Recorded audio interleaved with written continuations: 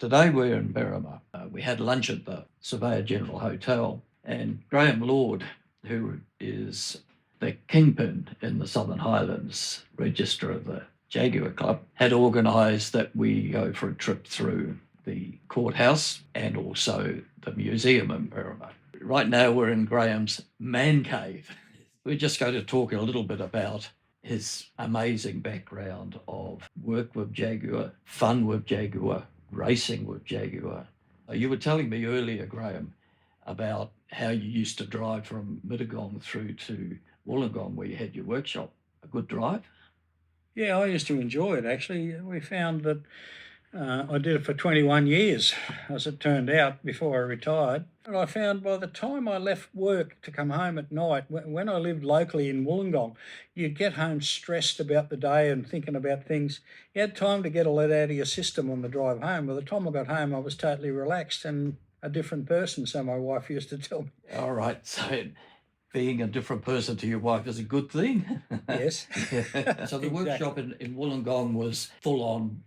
You had apprentices, people I had with you. apprentices, I had staff. My brother and I at the time owned the property. We started there in, I think, 1986. Prior to that, I was in Ferry Meadow, close to there, on my own, working from 1975. By 86, my brother had become old enough to join me and do things in a joint venture in a property down there. He had ran an engine reconditioning shop, Wollongong Engine Reconditioning, and I ran the workshop for just for normal services, repairs, and restoration, and concentrating mainly on Jaguar or British vehicles. Because my background comes from BMC in the old days. I started my apprenticeship 1966 with my dad, who was the local dealer. In Wollongong. In Wollongong, Right. Yeah. We had a BMC dealership there. Dad retired in 1971, and I then went to work for the then new BMC dealer to come to Wollongong. That was L&D Motors. I became eventually their service manager. And at the end of it, 75, I decided, well, I was getting less money than my leading hand because I didn't get overtime and he did. And I thought I can do better than this on my own. It's time I run my own business again. During my time at L&D's, the BMC dealership became a Leyland dealership that became a Jaguar dealership because Leyland became involved with Jaguar. So I did schools at the Jaguar factory. When I left and started my own business, the customers that I became acquainted with Jaguar followed me, and the business just grew from there. So you must have done something right. Well, hopefully along the way. I always had a hankering to want a Jaguar, and it came back to the 1960s when quite a few of my mates and I we'd think of nothing driving to Adelaide for the weekend or Queensland or Melbourne to watch the touring car famous drivers of the day. And we were on our way to Melbourne on this particular trip, would have been 1969, in a Cooper S. And a brand new XJ6 went past us, and by God, he gave us a hard time. And I thought, one of these days, I'm going to have one of those. Yeah, all right. Okay. So what did you get? What Jag? I ended up buying a 1974 XJ6 Series 2 from Bryson's. I think it was $12,000 was the price. Second hand, it had 40,000 kilometres on it. I then proceeded to restore the car to as new condition, and I converted it to manual transmission at the time with overdrive. I then drove the car, after having it all prepared for Concours, I drove the car to Perth in 1984, and I won the outright National Concours Elegance Trophy in Perth against all the other competitors in the club. National Rally standard. Rally, yeah. The next year, fortuitously, it was held in Wollongong. So I pulled the car apart again and rebuilt it again, and I won it there too. Okay, so it sounds like you've got some talent when it comes to restoration. In fact, I was looking at an article that the Thoroughbred Club have just put out about a D-type that you've been involved with from Tasmania. That would be John Dunning's replica D That's type. right, the replica, yes. Yeah. CFB 1973, I think, was the chassis number that they put on it, which stood for Cornflakes Box. Okay. And with the date of the year. I'm still involved a little with that because they're still asking my expertise to help them with some work on a restoration that another company is working on at the moment. Right. It was built up by Dave Dungy as a replica lookalike Jaguar. I became involved with that many years ago before John bought it, with Bob Tweedy owned it. Right. And I teed up to get a gearbox organised for Bob. It was then sold to, I think Jeremy Braithwaite had it. That's and right, John yes. Dunning and I went up and John bought it off Jeremy. I've been very fortunate in my time to be involved with Chris Haig and Ian Cummins, who owned XKD 510. I did quite a little bit of work on that vehicle over the period of times. We originally got involved with that very early 90s, and we were to take it to Macau, to a Grand Prix at Macau. At that time, the vehicle was purported to be worth $5 million. Wow, that's a price.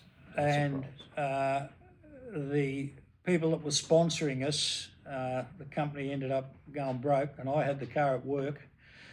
And I got onto my insurance company about it to say, look, I've got this car parked here. I said, don't leave it in your workshop. You've got to take it home. So unfortunately, I had to drive it home. Oh, what a shame. I've been fortunate enough to have done some laps in it at Eastern Creek. We've been to Phillip Island on several occasions and that with it. Been most fortunate with that. And during that connection with Ian, we came involved with Lofty England greatly at parties at Ian's place. Lofty came to my workshop one day. Ian rang me one morning and said, can you stand a works inspection? I said, oh, yeah, no worries. So he brought Lofty down. Yeah. Before that, much before that, after I'd won the National, I had the opportunity to drive Lofty in that Concord car of mine from Newcastle down to Sydney to Ian's place to a meeting that was there. Yeah. And my daughter was, and she would have been about 5 at the time, I suppose. She was in the back seat with my other son, my oldest son, Matthew. My other little boy was in another vehicle because Lofty had come with us. And the conversation was quite funny on the way down because the children, Mr. England this, Mr. England that, and Lofty was talking and conversing of things. And Bronwyn came up with it and said, Mr. England, you know, my dad's got a mini moke. Yes.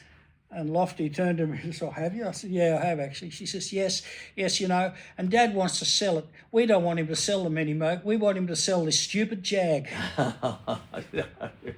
And Lofty had quite a chuckle. Yeah, over I'm that sure. one. I'm sure. Yeah. So that sort of segues into your racing experience. I first of all, and I'll show you photos after, I first of all started in a lightweight So mini just- Cooper S. 71, 72. I consequently got rid of that, and supposedly Dad thought I'd got a bit of common sense. And I then restored Chris Haig's, or David Mackay's original Mark 1, because that car became eventually Pete Gagan's black Mark 1. Okay. So we restored the car with the way Pete had done it, with Weber carburetors and a modified engine. And at the same time, we were getting involved with the car club, with the Alfa Romeo Club, where they ran a 6-hour relay at Eastern Creek. I think we entered in 4 of them altogether, and we entered quite a few teams with a lot of help from the car club, with other members of the club with their cars. And Bill Kopp, who has now passed away, was a member of our club. He had some very nice Jaguars and some Rolls Royces and Aston Martins and Ferraris and all sorts of things. Was involved with the Aston Martin team as well as the Jaguar team. And he said to me, Graeme, you've been doing a lot of work on my XK. You better get your CAMS licence back because I need you to practice for me in the Jaguar Club with that car. Michael Cox, who was a good friend of mine, Michael Cinchin Cox, was at that time in the car club. And he had a Mark II Jaguar race car, which I'd been preparing and working on.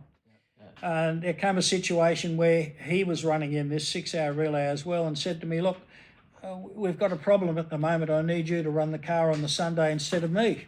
Before that, he lent me the car to do my CAMS renewal of my CAMS licence, which was a 2-day project at Oran Park.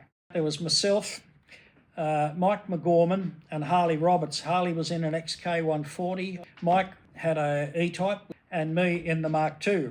Anyway, they practiced me in both the cars, but the time came I had to drive Mike's Mark II. We ended up winning the event with those 3 cars, with the E-Type, the 140 and the Mark II. Fantastic. The event was set up as a relay race. You could only drive a maximum of 3 hours. You had a set of time you were going to run around the track, and if you went faster than that time you'd nominated, that lap didn't count. And at the end of the day, the person who'd put in the most laps at their nominated time, it became like a regularity type run, which you didn't have to drive your tail off, but you had to go pretty quick. And we ended up winning it. We got serious after that, and on 2 other occasions we won it with just 2 Mark IIs, because in that meantime I'd bought the green Mark II from Mike Cox. John Dunning came up, who owned the D-Type you previously spoke about, had a Mark II that I'd prepared and done a lot of work with. And we had Rob Loesch as well, so we had him in with the cars. On one occasion, won it with just the 2 Mark IIs with 3 drivers. I drove John's car, he drove John's car, and the other car was driven by Loesch at the time. So, but we all cross-entered and practiced with all these different cars, so that we were able to swap drivers if we had an event, something that had gone wrong. Okay. We then thought of the idea, what if I make a fuel tank that fits in the spare wheel well that joins the other tank? That'll give us 120 litres of fuel. Well, in my full race car with the hot engine, I could do just on 60 laps on 120 litres of fuel.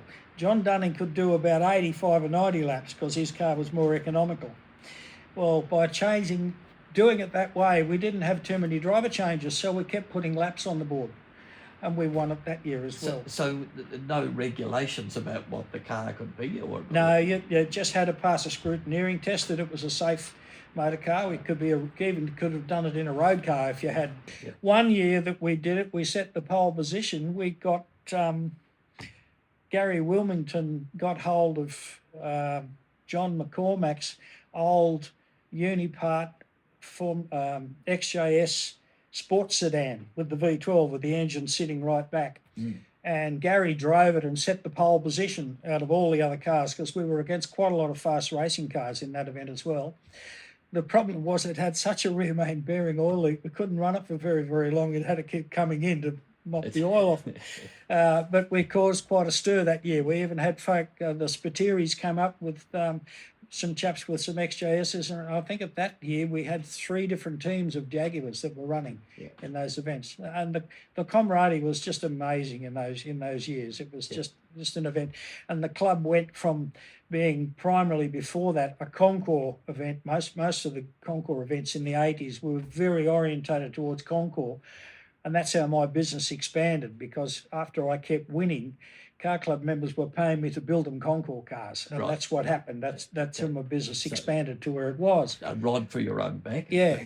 Well, it was, but I've been, as I said, I did an interview years ago at the Wollongong National Rally, and I said to him, I've been very fortunate in so much that my work was my hobby and my fun. So I went to work every day and enjoyed every bit of it. Well, that's what life's about. I mean, if you're not enjoying what you're doing, then, give it up. So that's amazing. And the Jaguar Club, you've obviously been a member for quite some time. I think it's 42 or 43 years. I was made a member, I think it was 2010 from what I remember. I was very much surprised to be awarded life membership of the Jaguar Club. Myself and Jim Byrne were nominated apparently together. I started and helped start the original Illawarra Register when the club was at Hunters Hill. I'd hire a 23-seat bus and we'd fill it from people, and we'd go to the club meetings with the buses. I even had folk, 2 members that came from Nowra, met us at Ferry Meadow, and then we'd fill the bus and away we go to the car club meeting and have the event at the meeting. We'd come home and stop at a servo on the way home back and get supper and stuff to eat and things we shouldn't. We'd get back to Ferry Meadow at some ungodly hour, and then the other 2 folk would hop in their Jaguar and go back to Nowra. Oh my God. And that happened months and months after that. Right. I was involved with the concours for many, many years. I was the chief concours judge for many years. I was the club plate registrar for historic plates for 29 years, and I stood up about 3 or 4 years ago and said, I've just sacked myself, I'm sorry. Good on you. Well, I think after that time, I'd done a you bit of deserve- that. You deserve that. And I think at that stage I was probably the longest standing person that had ever been involved on the committee with that. So over those bits and pieces, I guess, so my surprise, I was doomed to be able to be given the honour of a life member. But then the Southern Highland Register was started up here, not by me, by Darryl Miller was involved, and also Stephen King started it up here for some time. Unfortunately, he couldn't come today. He'd had an eye operation. And when Darryl just had to move to Melbourne, he needed someone to take it on. And no one put their hands up for a few weeks and whatever else. And I thought, well, I discussed it with my wonderful wife, Kerry, and said, yeah, okay, let's have a go at it, I'll do it. Because years ago, Kerry and I did weekends away to the Southern Highlands as part of the Illawarra Register, and they called it the Southern Highland Games. And we did silly things like caber tossing was one of those pool noodles that you'd throw. There was a chicken competition to how far you could throw the dummy chicken. You've got some photos here to talk about. That's where I Looks started. like That's my grandmother, my great uncle and his sister, and that's me with our Qualcast Villiers lawnmower. I'd have been about 8-year-old or so there. I pulled it apart and put twin carburetors on it and a hot exhaust. I've still got it, actually. It's unrestored, but it's in my shed at home. And that's probably where the rot started for me to do stuff. Because Dad previously was involved in newspapers. Actually, my dad and my cousin started the Southern Highland News up here. We were involved in newspapers in those days. Yeah. And we had the Wellington Times, the South Coast Times, the Nowra Leader. There was quite a few times. But Dad passed all that on to my late cousin, who's now passed on a couple of years back, and went into the motor trade and bought into the BMC business. My mum died when I was 4, so I was reared by my grandparents, who were Welsh. Mm-hmm. So I've had an upbringing which I'm very, very grateful to, because I've been involved with older folk all my life, and had an appreciation for things differently, probably just the way some of my other mates did. Dad had the workshop, the BMC dealership, where I used to go in before school, drive the new cars up to the front and park them in spot. I'd have been 10 or 11-year-old going from then on, and high school. Park the cars up in the line up the top, and then after school I'd go home and put them away again the next day. So I got interested in the workshop side of it. My grandparents always wanted me to be a doctor because Mum died so young with cancer. And they were probably disappointed, but I used to goog tennis of a Saturday morning to go down to the workshop and see what the people were doing down at Dad's workshop. And then I eventually got an apprenticeship at the workshop, and I served my time in the panel shop, I served in the spare parts, I served in the workshop. So I became involved with the whole running of the whole show. It's in your blood. And it became in the blood, and eventually grandparents accepted that, and well, here I am today as I'm sure they'll be proud of you today. Yeah. Well, I'd like to think so. Yeah. So this one here is your first vehicle? My first vehicle. Yeah. A Morris J van, a 1949 Morris J van. Stan Lord Motors. That was our BMC dealership in those days. That sat in the back corner of the workshop. It was the spare parts delivery vehicle, and it had brake failure, and everyone refused to drive it. So it got parked in the corner. I just don't think they enjoyed driving it. And Dad said, well, you may as well take that on as a project and have a bit of a go at it. So I went up into the spare parts and found we had all the parts to fix it.